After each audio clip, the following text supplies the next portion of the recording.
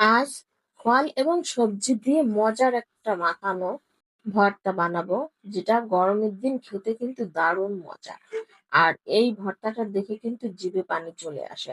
এই ভর্তা মাখাটার জন্য আমি এখানে কয়েক রকমের ফল নিয়েছি, সবজিও নিয়েছি। ফলের ভিতর আছে পেয়ারা, তারপর হচ্ছে আমড়া। এখানে আমও রয়েছে, কিন্তু আম আমি এই মাখানোর মধ্যে দিব না। আর হচ্ছে টাটকা আমড়াগুলো কিন্তু একদম টাটকা ছিল, আমরা এখন শেষের দিকে পাকা ধরেছে আর কি। তো আমি সবগুলো ফল সবজি কেটে নেব। আর সবজির ভিতরে হচ্ছে নিয়েছি কাঁচা কলা, তারপর হচ্ছে শসা। এখানে কিন্তু আরো সবজি অ্যাড করা যায়, যেমন টমেটো, তারপর হচ্ছে ফলের মধ্যে কাঁঠালের মুচি যেটা বলে, কাঁঠালের প্রথম যে মুচিটা তৈরি হয়, ছোট্ট কাঁঠাল যেটা আর কি।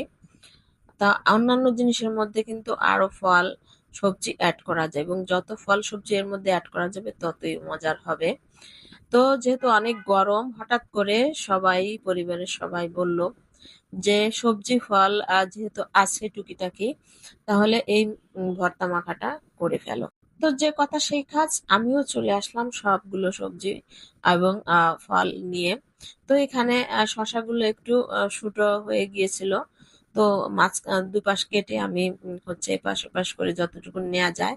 তো শসা আরো ছিল, কাঁচা কলাও আরো ছিল। তো বেশি হয়ে যাবে, এই জন্য দু তিনটে করে সবজি এবং ফল আমি কেটে নিচ্ছি।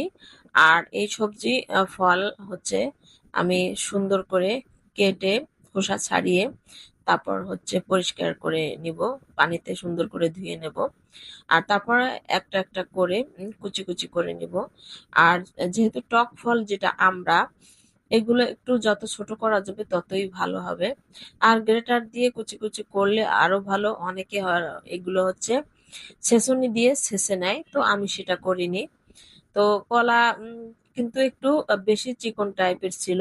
তারপর সমস্যা নেই, যতটুকুন আছে চলবে। আর এর মধ্যে তেঁতুল অ্যাড করব, আর হচ্ছে পোড়া মরিচ অর্থাৎ শুকনা মরিচ পুড়িয়ে নিয়েছি, বলতে কি আমি ভেজে নিয়েছি। আর আমরা তারপর হচ্ছে এখানে কাঁচা কলা, এগুলো আমি খোসা ছাড়িয়ে নিলাম। শসার খোসাও ছাড়িয়ে নিয়েছি। তারপর হচ্ছে আমরা বটি দিয়ে কেটে নেব। আমি চাকু দিয়ে কাটিনি, কারণ আমরাটা একটু পাকা টাইপের, শক্ত টাইপের, এগুলো চাকু দিয়ে সুন্দর করে কাটা হবে না। এই জন্য বটি দিয়ে আমি আলাদা করে ছোট ছোট করে আর কি আমরা গুলো পিস করে নিয়েছি। বড় আকারে রাখিনি, যত ছোট রাখা যায় ততই ভালো। আর এর মধ্যে হচ্ছে অনেকে বিট লবণ অ্যাড করে, অনেক কিছুই দিয়ে থাকে। তো আমি আসলে এত কিছুই দিই নেই, লবণ আর হচ্ছে শুকনো মরিচ, বাস দুটোই এনাফ। সাথে তেঁতুল, সুন্দর করে মাখাতে পারলেই কিন্তু মজার হবে। তো যাই হোক, সবগুলো আমি কেটে খোসা ছাড়িয়ে নিয়েছি। এখন এই খোসাগুলো আলাদা করে নিব। এগুলো হচ্ছে ছাদ বাগানে গাছের গোড়ায় দিয়ে দেব। আর একসাথে রেখে এই সবজির খোসাগুলো যখন পচে যাবে তখন হচ্ছে গাছের গোড়ায় দিয়ে দেব। আর এটা গাছের জন্য অনেক উপকারী। আমি যে কোনো সবজির খোসা, পেঁয়াজের খোসা, রসুনের খোসা কিছুই ফেলি না, সবগুলোই রেখে দেই গাছে দেওয়ার জন্য। তো আমি শসা কেটে নিচ্ছি। আর আর হচ্ছে শসাগুলো ওই যে বাসায় থাকার কারণে একটু অন্যরকম হয়ে গিয়েছিল, তো সমস্যা নেই, মাখালে ঠিক হয়ে যাবে। তারপর হচ্ছে কাঁচা কলাও আমি কেটে নিয়েছি, কুচি কুচি করে কেটে নেবো, যতটা কুচি কুচি করা যায় আর কি। আর কলা তো একটু নরম টাইপের আছে, একটু চটকে নিলে সুন্দরভাবে খাওয়া যাবে। তো বেশিরভাগ সময় হয় কি, অনেকে ছেঁচুনি দিয়ে করে, আবার অনেকে মানে গ্রেটার দিয়ে করে, আবার অনেকে হালকা ব্লেন্ড করেও মেখে নেয়।